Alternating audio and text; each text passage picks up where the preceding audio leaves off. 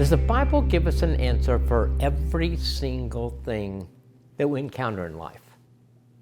So if you were to guess, what would you say is the most mentioned topic in all of the Bible?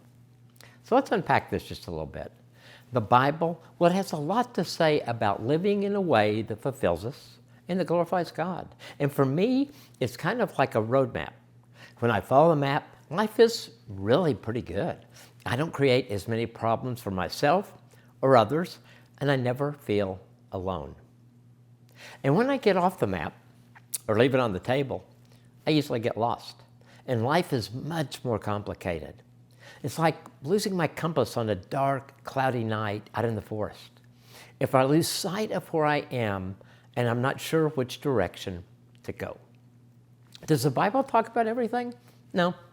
If I need a hammer, I don't go to the Bible. I go to Home Depot.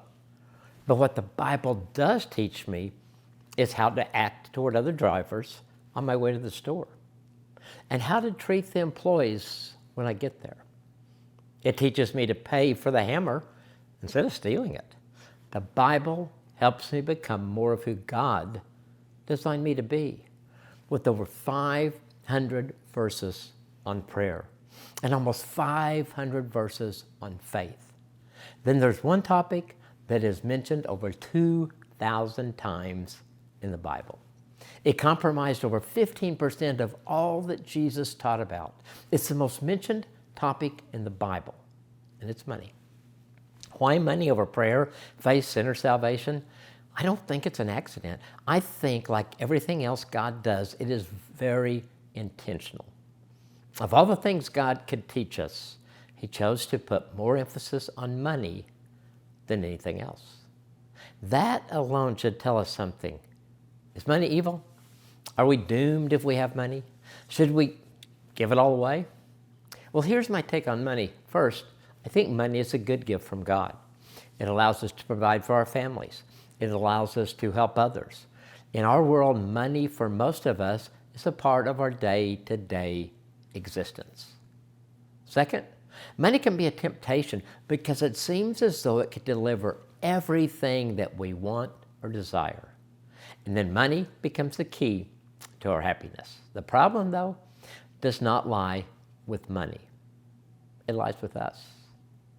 You know, there's a movie called All the Money in the World, and it's about multi-billionaire J. Paul Getty. And he's asked, how much money is enough? And his answer speaks volumes. He simply says, more. More is the problem with us and money. We believe that the lie that more money will bring more happiness, more security, and more freedom. It's a lie.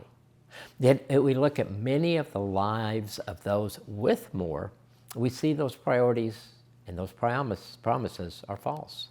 Money does not make a good God. Jesus tells us you can't worship two gods at once. Loving one God, you'll end up hating the other. Adoration of one feeds contempt for the other. You can't worship God and money both. That's from Matthew 6:24. I think most of us can get there logically. We can agree that money doesn't bring all those things that we want to believe that it can bring. But living day to day, we certainly have the tendency to fall back in the trap of just thinking that money is the answer. So let's go back to my point that money is a good gift from God. Money and mammon are different. The online dictionary, well, it defines mammon this way. Wealth regarded as an evil influence or a false object of worship and devotion.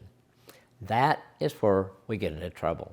Mammon gets in the way of our relationship with God, our spouse, and most other things that we would say are really important to us. Money is like other gifts from God. We distort it.